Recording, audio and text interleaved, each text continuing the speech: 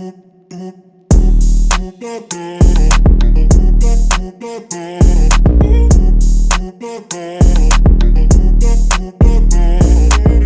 guys, welcome back to Combat Culture, episode 5. My name is Antavia. And I'm Felicia. As my sister stated, this is episode number 5.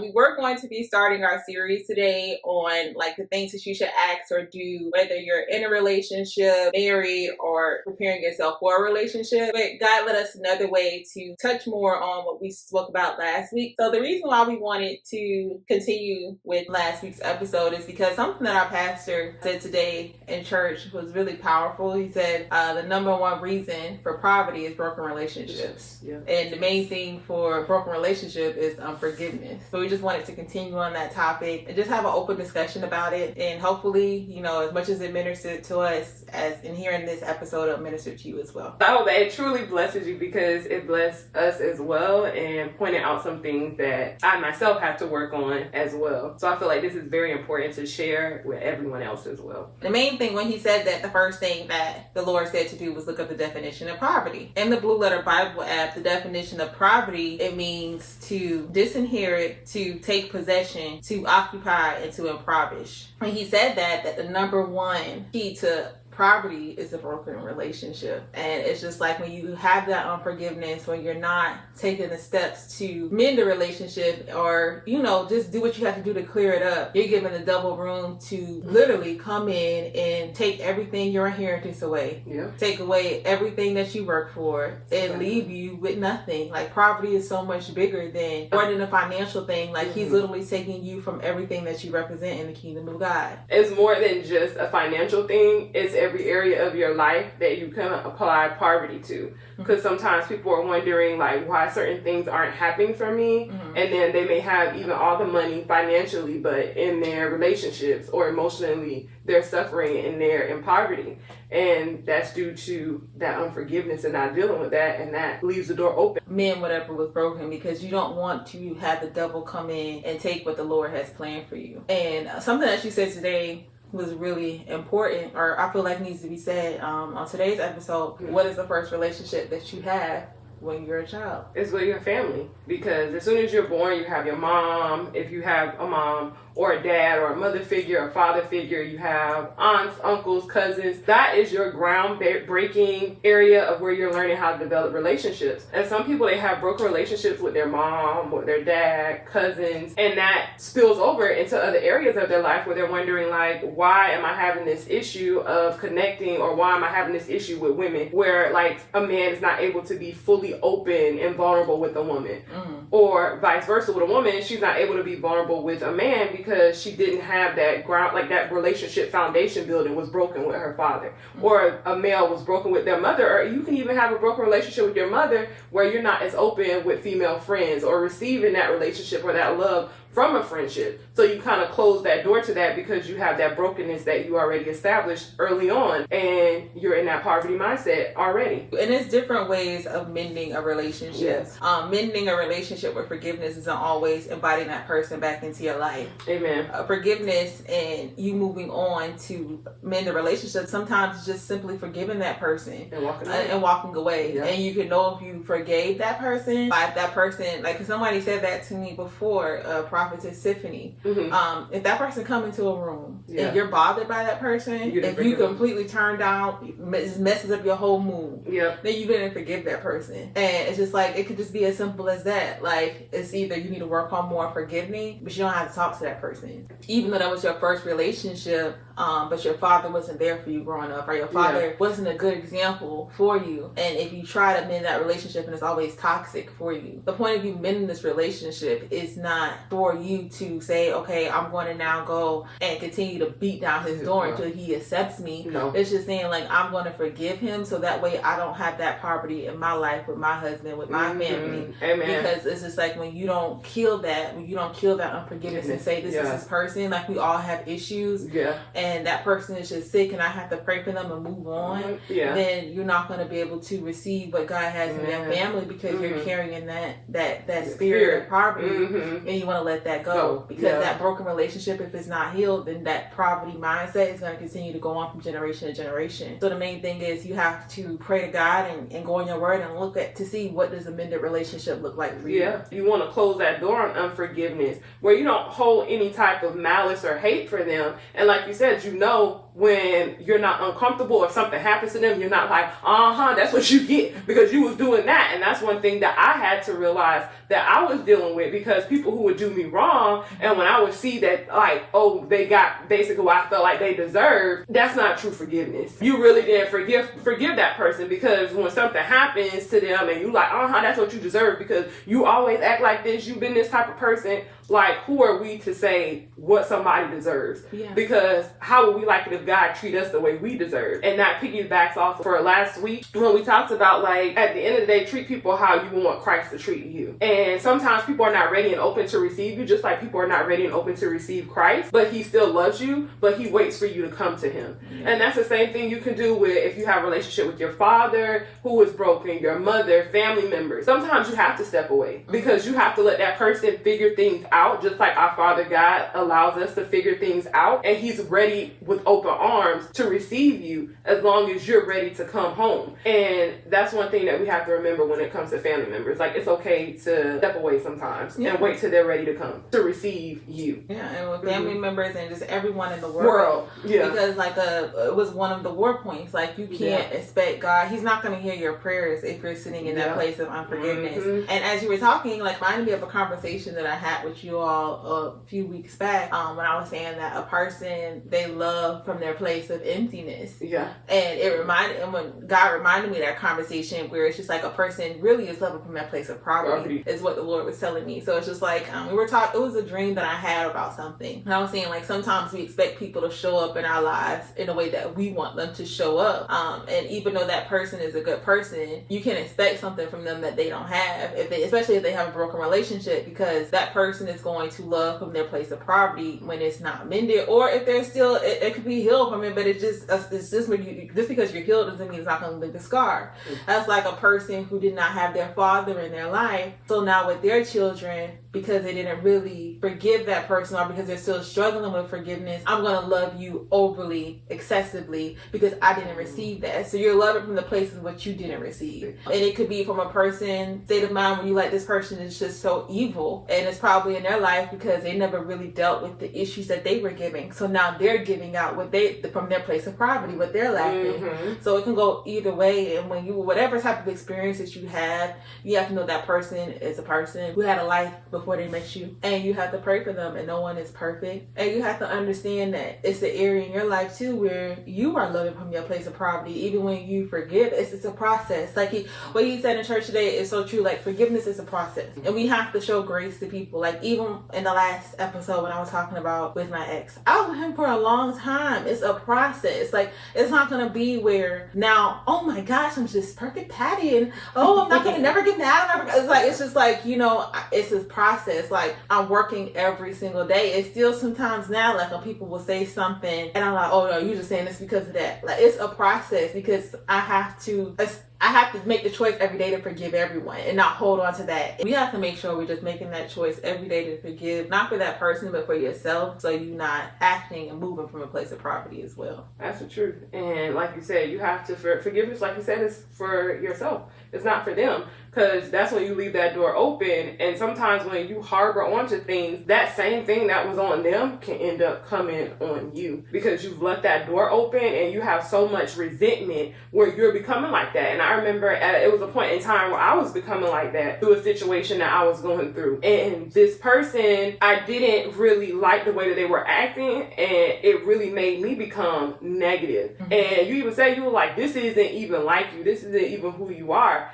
And I had to really check myself and evaluate myself to say, hey, this isn't you. This isn't who you are. And to walk around with so much dislike and disdain for somebody, that's a lot of energy. And that's a lot of unforgiveness that you walking around. It boggles you down. It's so heavy to carry. And when I actually let that go, when I was just like, you know what, you're right. Because to carry this, and it made me feel empathy for this person. Because I'm like, if this person is carrying around all this and I only had to do it for that time frame, it made me be more empathetic to say, that person got a lot going on with them. And if I felt like this, imagine what they're going through their daily life. They must really have a lot spilling out towards that person. So I decided that I'm not going to act that way and act nasty towards that person. I'm not going to let what they do change me. So I closed that door. That changed that person's behavior. Some days they weren't, some days they weren't like that. But at the end of the day, I didn't let them change me because it was draining for me, and that's not who God called me to be. And I can't be a representation of Christ if I'm allowed, because I left that door open and the enemy seen that. And that spirit that person had on them was changing me and making that spirit come on me. And I had to give that to God. It's not for them, because it's for you. And when I'm telling you, like, I felt so heavy and so weighed down, but when I gave it to God and I was able to truly break free from it, it was like, whoo. And I'm like, some days it's, it's a process. And like you said, it's a process that you go through, and every day you be reminded of, I'm a child of God. I want to be Christ-like. Every day I want to be more and more like him. Some days I'm not going to always get it right, but the point is you keep going to get it right. Yeah. And what you were saying earlier about it continues, and it's just like, that's basically a generational curse. A poverty is, the definition of poverty is to disinherit. So now what you thinking is normal, no, it's because you inherited the plan of the enemy and you disinherited the plan of God. So it's just like, you have to make sure that you're forgiving, so that poverty is not following from generation to generation. Like, a lot of people think that it's just income based. It can be from the point that your family is broken from generation to generation. It can be that sexual abuse is following from generation to generation. Like, you need to go back. You need to face it. You need to forgive. You need to have a conversation. Go to God, so that way that this issue is not continuing to follow. Because what you said, God was like, that's basically a generational curse. Yeah. You have now inherited the plan of the enemy, and you disinherited what I had planned for you all. You have to forgive. Know that it's not that serious. That person needs healing. Pray for them. You're not perfect. It's areas in your life that you left the door open and things happen. If you spend so much time trying to figure out why somebody act the way that they act, you're going to open the door for poverty, because you're never going to figure it out. Just like, it's things in my life people will never be able to figure it out, because some things people will tell you, some people things won't. They're not going to tell you. Like, you're not going to know everything. Pray for that person and God will meet them. That's all you can do. Just pray for that person. You pray to God for yourself. You get revelation for yourself, so he can help you move on, so you're not carrying that issue of unforgiveness that now is leading to a broken relationship that is now causing poverty to go down your line. That's so true, and that's really good, and I hope you guys really took that, because you do inherit that, and you have to say that this stops with me.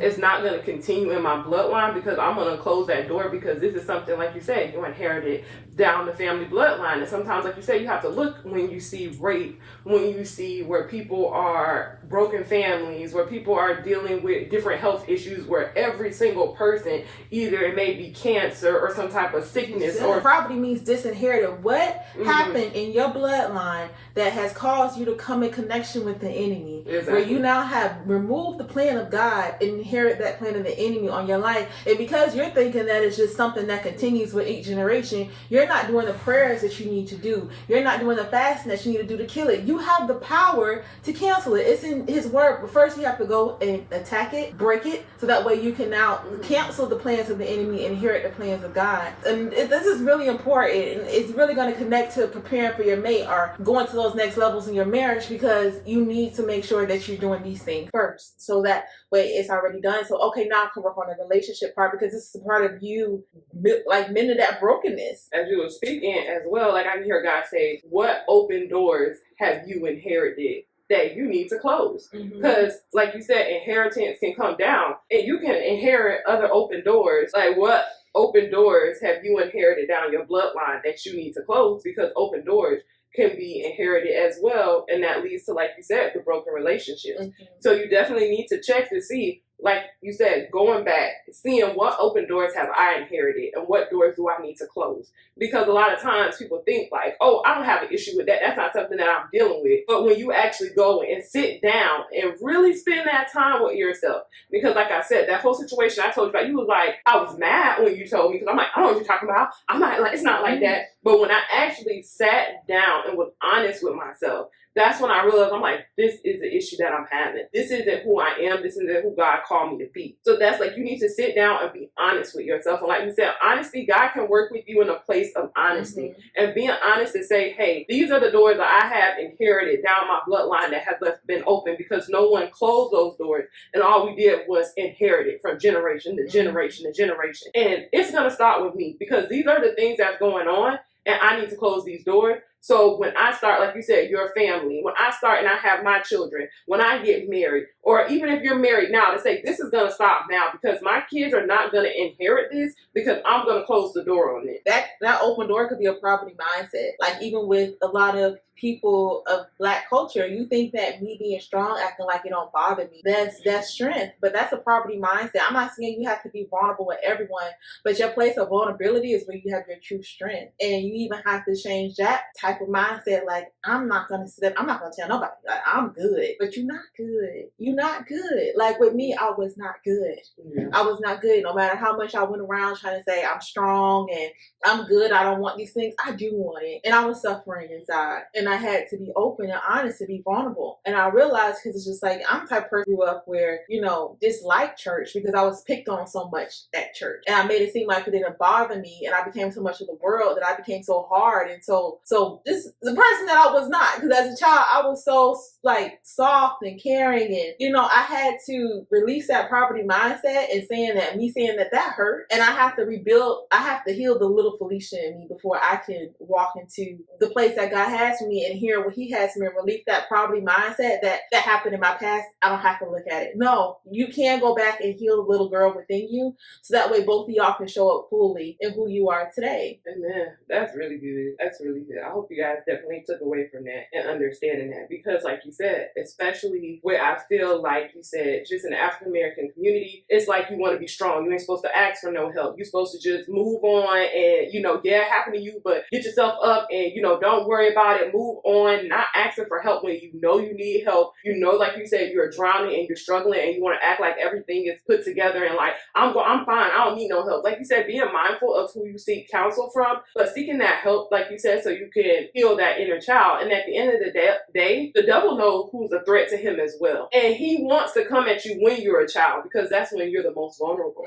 So he's going to leave doors open from your childhood because it's people who picked on you probably in your childhood. You can remember their name. I don't know. They probably don't even remember what. And that's what I told you with the situation that was happening. Yeah. Because it was just like, even though a cub, because you were saying like, why did they do this to me? Why did they do this to me? Yeah. I was just like, in the jungle, even as a cub, everybody knows that cub is going to grow up to be a lion. Hey, yes, come on now. At the end of the day, like those spirits, it's not even that person, because it's not a fight against flesh and blood.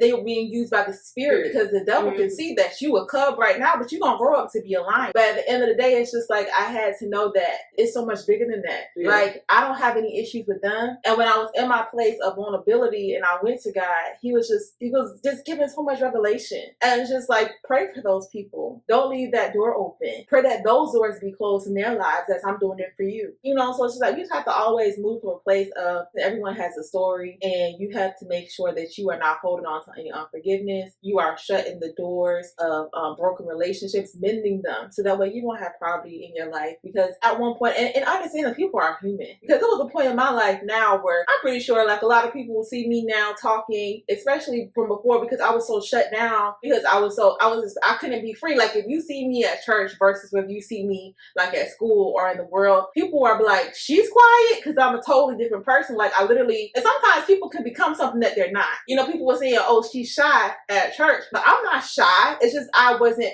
free to be me. Yeah. That was my place of brokenness. So in that area, I showed up disinherited from the plan that God has for me, because I wasn't in a place where I had the strength within me at that moment to mend those relationships. It's just like, I want people to know, like, everybody has a story, because even at that place, it's just, at one point, especially because I was spending so much time in church, I didn't want to have no friends. I didn't want to talk to nobody because I didn't trust anybody. Like, I was just walking around just mean all the time. And that's not who I am. But you have to give people grace and know that they're going through periods in their life and pray for them. No one is born mean. No one is born angry. Like, no one, in my opinion, because we're all from God. Even the devil was created by God. It's one of the most beautiful angels. That's how he was created. Some type of things happen when that evilness crept in. We are all created from God. We are all born good, but things happen in people's life and you have to give them grace. I'm not saying let everybody in. I'm just saying you have to know what that relationship looks like, how you need to mend it, so that way it's not showing up in your own life. And then one thing that Pastor said too is jealousy. Because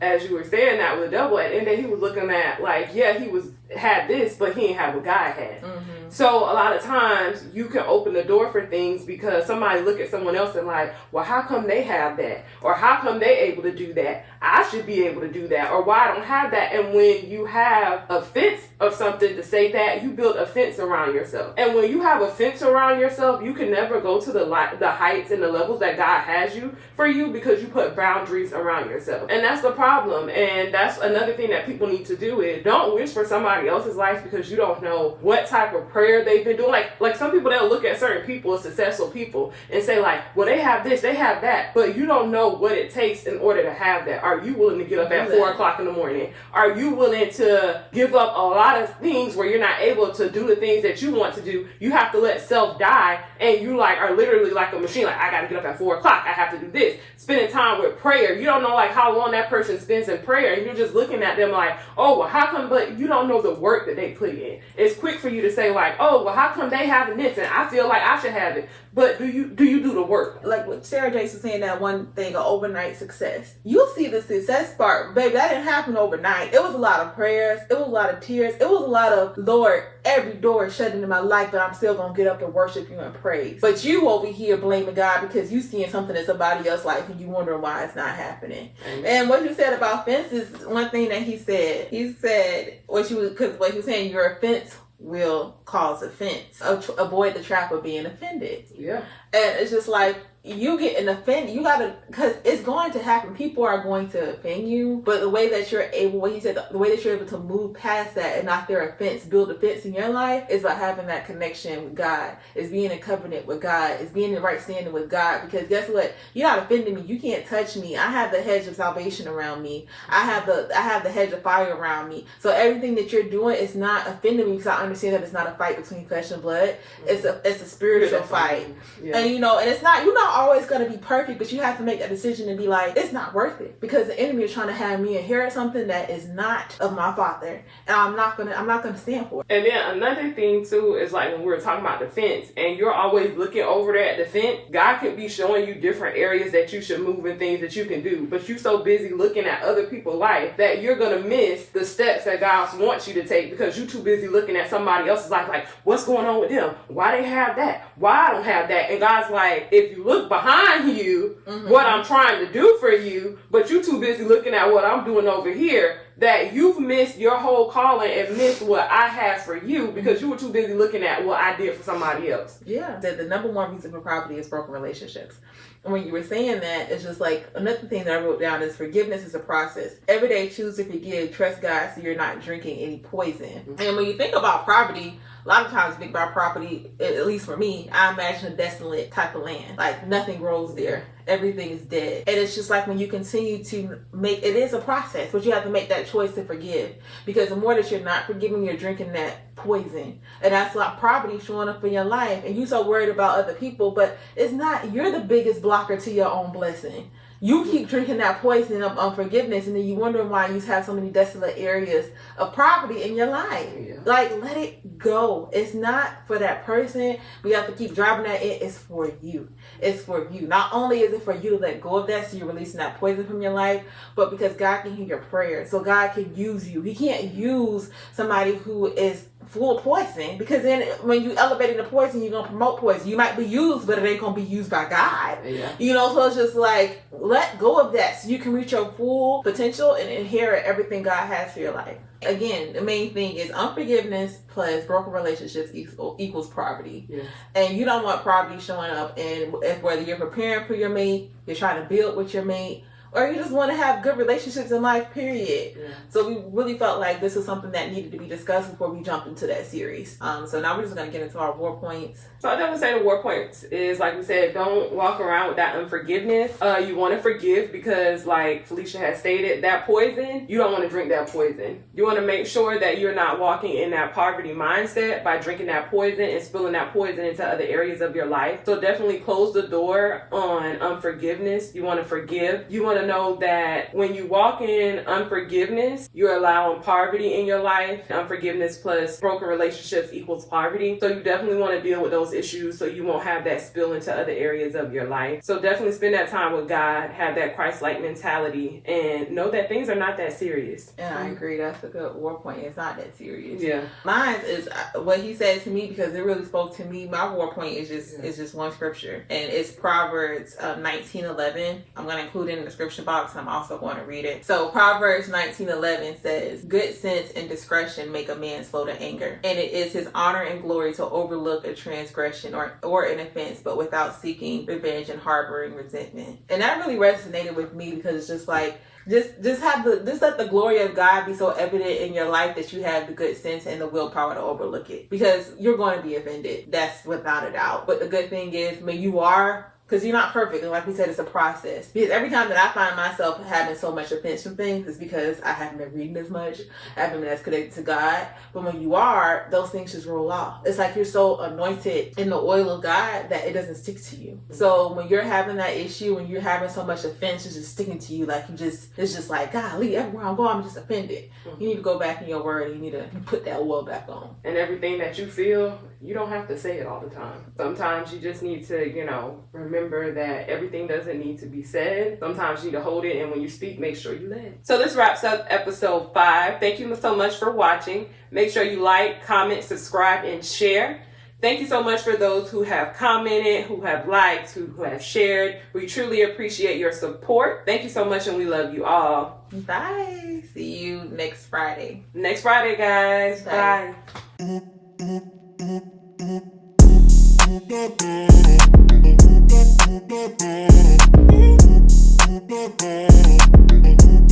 Bye.